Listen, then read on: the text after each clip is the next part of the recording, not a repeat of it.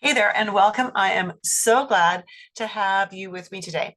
Today we are talking about the structural subtype of connective tissue. So I'm going to talk about this a little bit more in just a minute, but just as a little bit of surface information, when we do an iris assessment, we identify the primary constitution, the constitutional subtype, and the structural subtype. We then correlate what we find there with the client's health goals and with their current diet and lifestyle. So the goal is to figure out where they're at and where they want to go and how their genetic predispositions can be used to help them, or how they're doing things that are getting in the way of those. So without that base information of the constitution and the subtypes, identifying the other markers is pretty much a waste of time because you're only doing a one-on-one correlation. The base constitution and the various subtypes give us an understanding of the client's chemistry and inform our recommendations as well. So I'm always surprised when we get very few people registering for this particular mini class. And I don't know, I suppose it's because people don't enroll. I suppose they don't enroll because they don't understand the importance of assessing the structural subtype. And again, there are several layers of information we need to assess even before we look at an iridology map. Right? We need to know, again, the primary constitution. Is this person lymphatic, as in blue-eyed, biliary, as in it can look like a brown eye, but we can see threads like we see here. So there'd be a lot of brown, but there'd be threads. That would be your biliary eye. Or is it a true brown eye where there's enough pigment that it's hiding all of the fiber structure of the eye?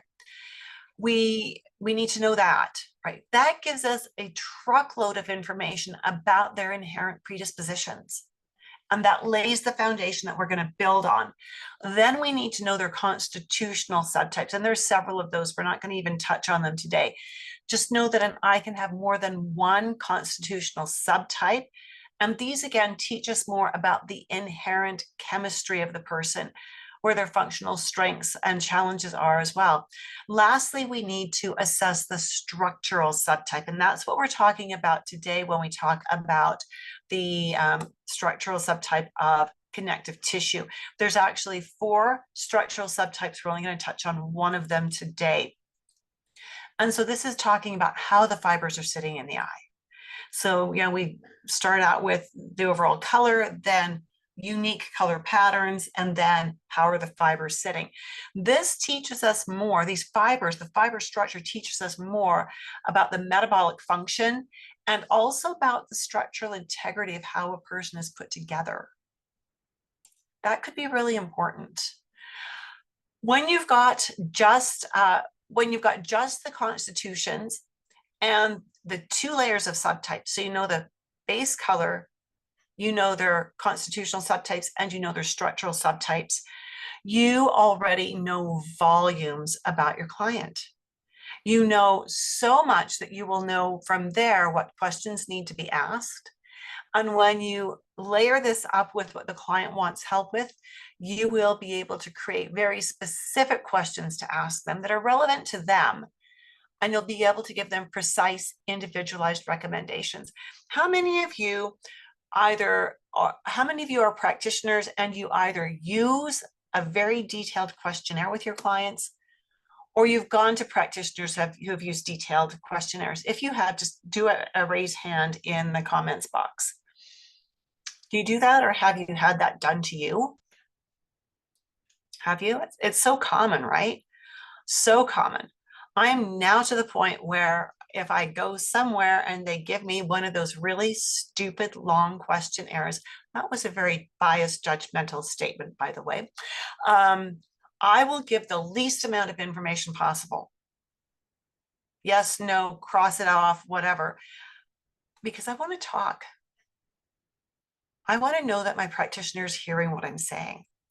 And so this is why I don't actually use intake questionnaires, but it's why understanding the layers that we go through with an iris assessment gives us a super strong advantage when we're working with our clients. Do you want to be heard when you're working with a professional? I do. I assume most of us do. I had a client in just this afternoon. We've been working together for 25 years. And she comes in for a few sessions, we get her going really well, and then she disappears till things fall apart. Then she comes back. She's on a coming back phase right now. And as we were recounting that I've been working with her for at least 25 years. And our appointment today was booked for an hour and a quarter. At the end of the time, she said, "Thank you for listening to me." She said, "There's not a lot of people that listen anymore. Thank you for listening to me. Thank you for letting me tell you what's going on in my life." That's a part of the healing for her, right? So important. Okay. So with all of this, I really digressed. I was feeling a little salty as I was looking at the presentation today. And I just wanted to underscore for you who are attending this, congratulations on making the time to be here. Congratulations for realizing that I don't teach mini classes to waste your time. I teach them to give you a nugget of information that you can actually take and use in your practice, whether you've actually got iridology training or not. With what I'm going to teach you today about the structural subtype of connective tissue, it's going to give you that little bit of insight to the people you work with. And it's so good to have you with me today. So really, thank you for being here and congrats for setting this time aside. All right, let's get started. This slide that you're looking at has all blue eyes. Do you see that the way the fibers are sitting in these eyes, very different from one eye to the other? If you do, give me a yes in the comments box. Give me a yes. Can you see that these fibers look like somebody combed them neatly? These fibers look a little more tangled. They're a little more woven around. And I just want to check to make sure I've got the right microphone plugged in. Okay, we're okay. These look a little more wobbly, a little more woven, a little less stable. Here, they again look a little bit less stable, but they're interrupted by these rings that are going around. And here we've got lots of leaf shapes or little openings in the structure. Can you see that? If you can see that, give me a yes in the chat box. Otherwise, I'm going to think you've fallen asleep. And I'll stop talking because there's no sense in talking if everyone's asleep. Yes, thank you so much. I appreciate that. Good job. All right, so we're just going to keep diving in. I'll introduce myself in a bit, but this is actually the client I was working with today. This is an excellent example of a connective tissue subtype. These are not all connective tissue. This one is a connective tissue subtype. This could be, it's kind of borderline, but this one definitely is. Now, this is really interesting because, like I said, I've been working with her for 25 years. When she started coming back to see me about 4 years ago, and she'd been in off and on, right? And so 4 years ago, she started coming back. And as we took new eye photos, because I had a new camera, and I wanted to get new photos, and I wanted to get photos of her sclera as well, because I now do sclerology. It's a part of the iridology training I offer. I popped her eyes up on the screen, just like you're looking at now. And I asked her, tell me about how you heal up. Like if you sprain something, are you prone to sprains? Do you bruise easily? Have you ever broken a bone? Are you double jointed? Does your back hold in alignment well? And she said, funny, you should ask. And I said, tell me what that means. And she said, my sister, whom I know. And she said, well, she's never really been well. I said, yeah, that's how we first met. Was I was teaching a course on the immune system, and the sister came and brought the client with her. And she said, well, sister finally went and got checked genetically, and she has a condition called Ehlers-Danlos syndrome, which is where she is incapable of building robust collagen. I thought, oh, that's interesting. So my client said, and so since my sister has it and it's genetic, thought I should get tested. She said, I have it as well. Interesting. So when we see an eye that has a lot of loops in it, we call these lacunae. But more than that, The fiber structure outside of the loops is tangled and messy looking. It doesn't mean they've got Ehlers-Danlos. It means they are the connective tissue subtype. Let's look at another one. So as we look at this eye, again, we can see we've got lots of loops. It's very common for these people to have a lot of loops. But again, what we're really looking for is, do they maybe have some loops that are not attached to this ring? Do they have areas where the fiber structure looks messy? We've got lots of other fibers crisscrossing all over each other. This is what we're looking for, to call this a connective tissue subtype. Now, connective tissue subtype can affect people in many different ways. The previous client we just looked at, she's structurally not sound. Her back doesn't hold in alignment well. She bruises easily. She's double jointed.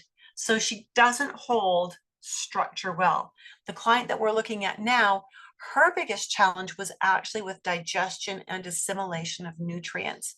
She came to me because she had gut issues and general body pain.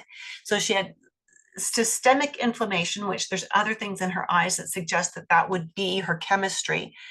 She'd been all over North America, literally all over North America, to various specialists, and no one's been able to help her by much.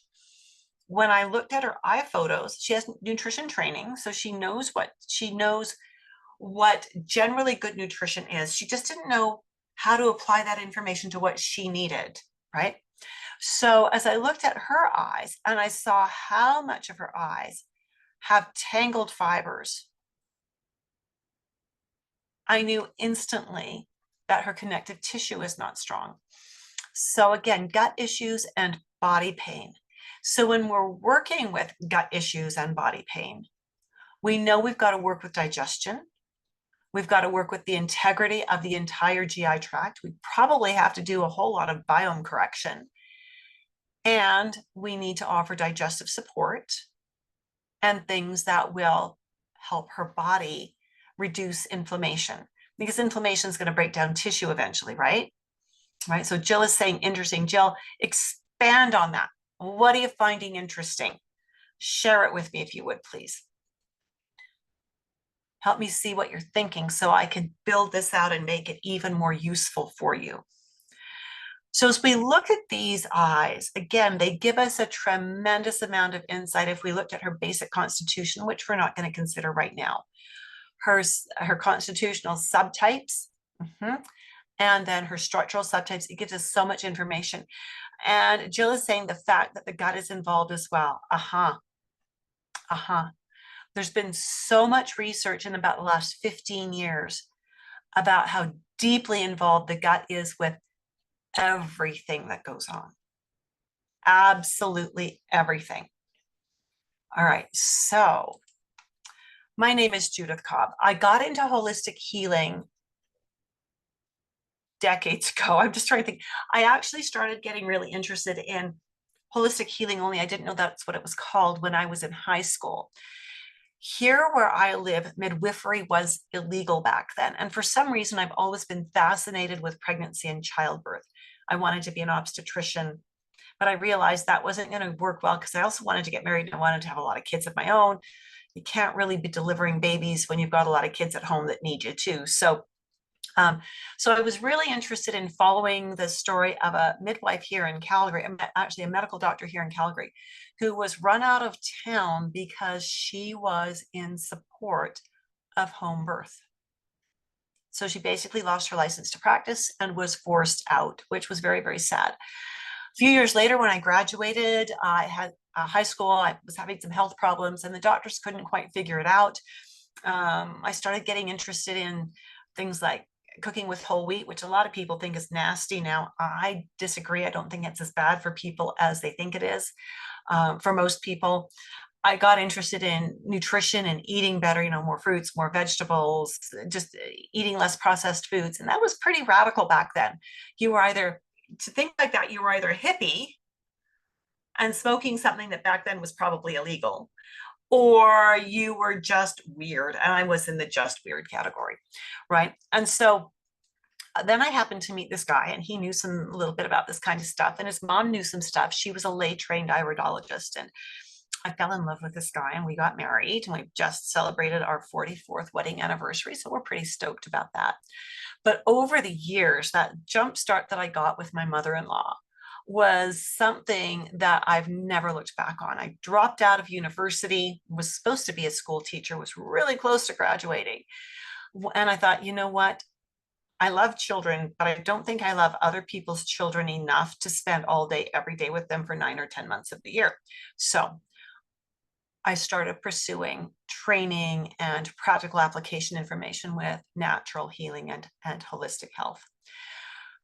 In all these years since 1979, I've taken lots of courses. I've designed and taught lots of courses. I've written books that are now out of print. They were self-published, so you probably won't find them used on Amazon. They were very low print runs. And I've become a level 3 certified iridology instructor with IPA. IPA makes us redo our certifications and upgrade our certifications every 2 years.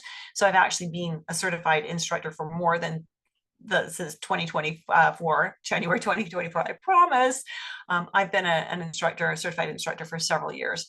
And I love it. I love teaching iridology. I'm also a master herbalist and a natural nutrition clinical practitioner, proud member of these professional associations.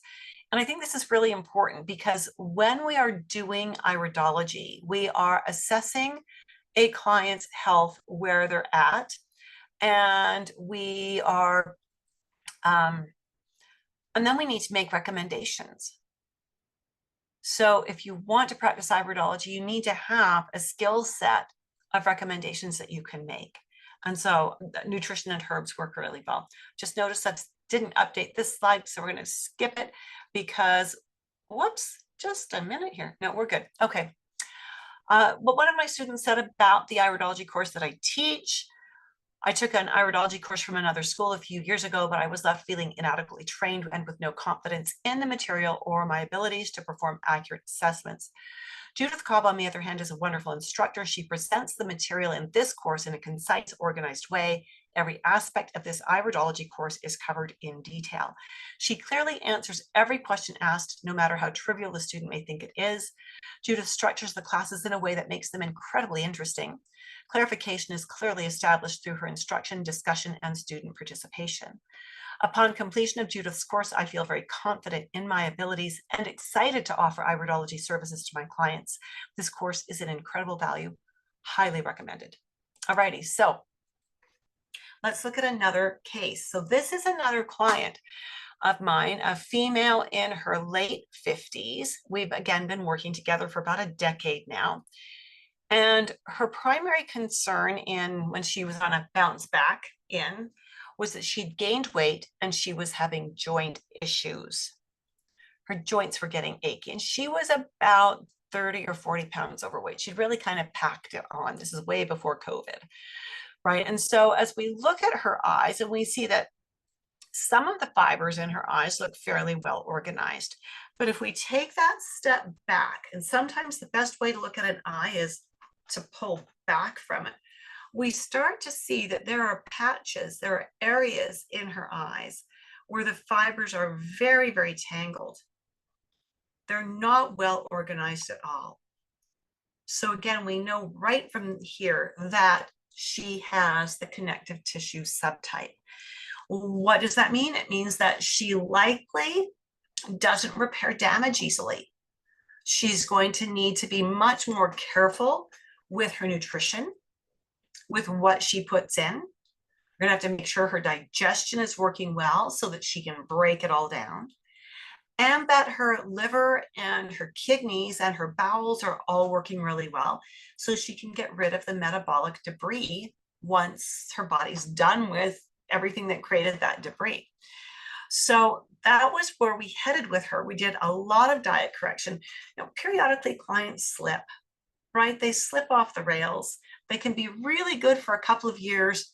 Something happens in life and they slip back into old behaviors. And that's what she had done as she started gaining this weight. And we had to kind of reground her remind her of what she knew, remind her of how she could implement some dietary corrections, how she could, and had to coach her and ask, can you get a 30-minute walk every day? Do you have access to any weights? Can you do a little bit of resistance training? What about doing some yoga? Do you like dancing? Could you go take a dance class somewhere, right? And try to find ways to help her see what the possibilities are, rather than to just feel, oh, I failed again. I'm gaining weight. I've fallen off my program. I'm so awful. Judith's never going to talk to me again. It's like, heavens no. And it's like, I get it. We all slip. Where are you at? What should the next step be, right? And so we did that. We did dietary corrections with her. She started getting really active. What is that big thing in Europe? The El Camino Trail, I believe it is. The El Camino, there's another word for it. But she set her heart on doing the El Camino, right? And it is like several hundred kilometers long. And you start at one place and you end up at some cathedral or something in Spain or Portugal or Italy or somewhere. And so she set her mind to that. And as soon as she set her mind to that as a goal, cleaned up the diet, started walking every day, started walking eventually with a weighted pack, because you carry your stuff with you, and stay at hostels along the way. And she lost all of that excess weight. Her joints felt great. Her mind was clearer and sharper than it had ever been before, right? Because what do we know? Inflammation for joint issues and inflammation for weight issues. Just turn that on. Inflammation for weight issues are both come from the same place, right? And so we needed to start with, where was that? What in her diet was incorrect? What in her thinking was not helping her? And so we worked through all those kinds of things and got her to where she could do those long walks with weight on her back and was highly successful. She did such a good job. So proud of her work. She worked really hard. These are hematogenic eyes. These are unusual eyes for hematogenic. Hematogenic means true brown eyes, okay? In a true brown eye, we rarely see lacunae. There's usually so much pigment in the eye that it totally hides all of the lacunae. And so this was a client, again, who is truly, again, connective tissue. She's got all of these little loops. And when we can't see all the fibers, we don't see the fiber out here like we did here. We can see those tangled areas because there's no extra heavy pigment here. When we can't see the extra fiber, what we're looking for is, does she have loops that are not attached to this ring that is wrapping around the pupil? And so we can't even see that ring really well here, but we can guesstimate with texture that it's probably around in here. You see a hint of it here, right? We can see bits and pieces of it, and with textural changes, we can guess pretty accurately where it's going to be. We can do a good estimate. And as we do that, we see she's got lots of lacunae that are not attached to this ring that's wrapped around here. Here's some more down here and some more here. And that, even when we can't see the tangled fiber, the loops that are not attached to that ring instantly put her into a connective tissue subtype. Does that make sense? If that does, let me know in the chat box.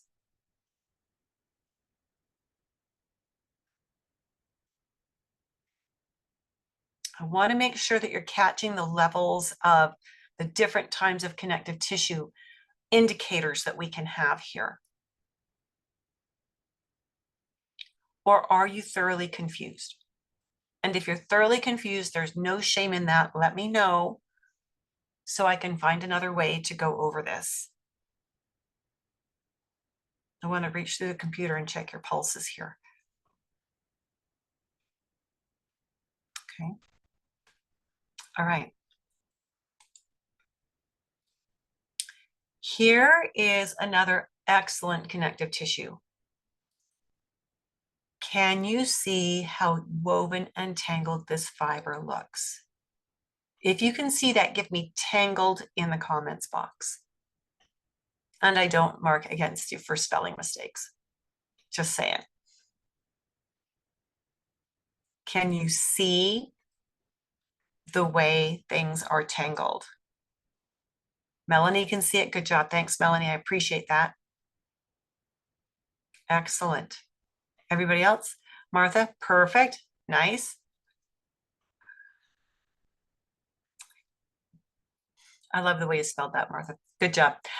Okay, so here we've got things that are very tangled. This is a young woman. She's in her mid-20s, and she's always got a joint problem. Always got a joint problem. She also has gut problems, and she also has a weight problem. She is about 25 to 30 pounds overweight.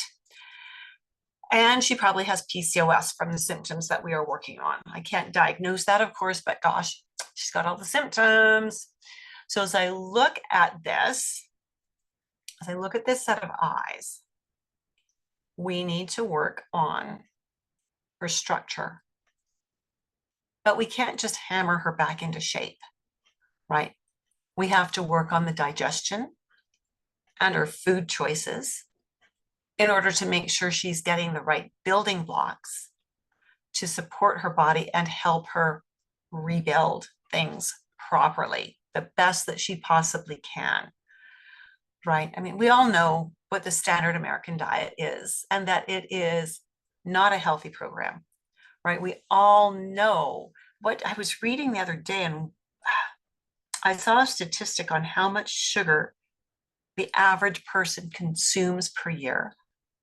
It was an amount that made me just go, holy doodle. I want to say it was like 225 pounds, which would mean that people are eating nearly a pound of sugar a day. You want to talk about an inflammatory process? You want to talk about what destroys the gut biome, right? And so that's what we're working with this client is cleaning up her diet, supporting her digestion. There are indicators in her eyes that tell us digestion is a weak link anyways. We're not going to talk about those specifically today. But because of that, we know we have to go back to the gut in order to work on the structure. Nothing is ever an isolated thing. A symptom is always connected to several different things. Do you agree with that? A symptom is never just one thing, unless you hit your head on self on the head with a hammer and you've got a headache from that. Then yeah, blame that on the hammer. But any symptom you've got, any symptom that a client comes to you for, actually has several tangents or several strings coming off it, right? That take you back to various roots, and you have to follow those back to find out what is the key root that's going to make everything start to behave better. That's where having a really solid understanding of anatomy and physiology really helps when you're doing iridology.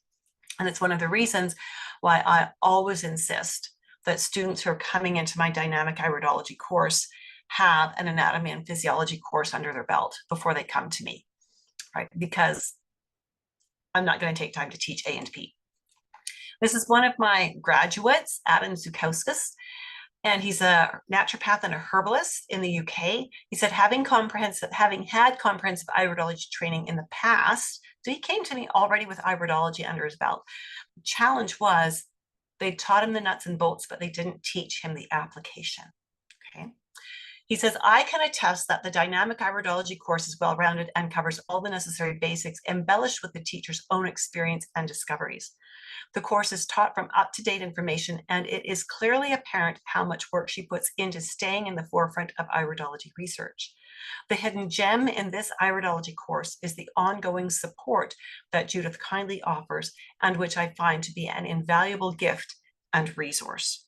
So when the course is done, the door doesn't slam shut, right? we have ways of supporting students and graduates ongoing. So the next course, now I want to just, before we talk about the course, we're just going to take a minute to talk about the course coming up.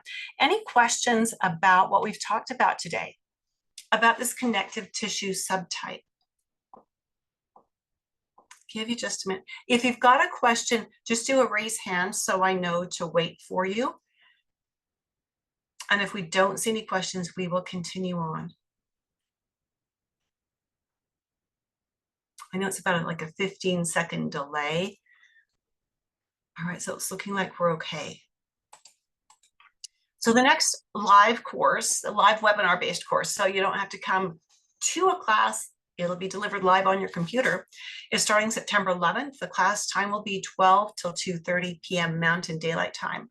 We meet once each week and for 20 weeks. So the course is about 50 hours long. Registration is open, but if you're thinking, I'm interested, but I don't know if it's a good fit, that's okay, because you'll see on your screen there is a link, which I'm going to should have put it where I could copy and paste it, but I didn't. Just give me a half a second here.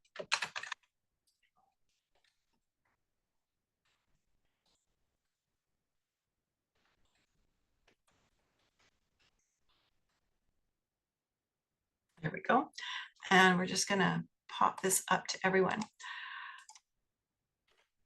There's the link in the chat box. This is how you get really nitty-gritty information. So about the course, some information is right on that site that I've given you the link for, but also on this site that I've given you the link for is an invitation and an opportunity for you to schedule a one-on-one meet and greet with me, an insight call, for us to talk about where you're at, make sure you've got the A and P, and then to talk about what your goals are with learning iridology to determine if this course is a good fit for you. And if it is, I'll invite you to enroll. If it's not, I'll coach you in another direction, okay? But you do have to have A and P before you come for a call. That's just absolutely a must, absolutely a must. If you don't have A and P, reach out to me. I will send you a link so you can enroll in an A and P course, get that done, and then we can have a conversation. The Dynamic Iridology Assessment System is the only live, online, fully mentored course for anyone who's got a college-level anatomy and physiology course under their belt and who wants to work with clients, but they want to be able to get their client work done while they're with their clients, rather than seeing a client and going and spending hours writing a fancy schmancy report to bring back to the client. The goal here is multiple. The first one is to help you get your client work done in your paid client time. The second is to teach you how to create programs, assuming you've got nutrition or herbology or something under your belt, teach you how to create programs while you are with your client, and to create programs that will increase your client compliance and your long-term retention.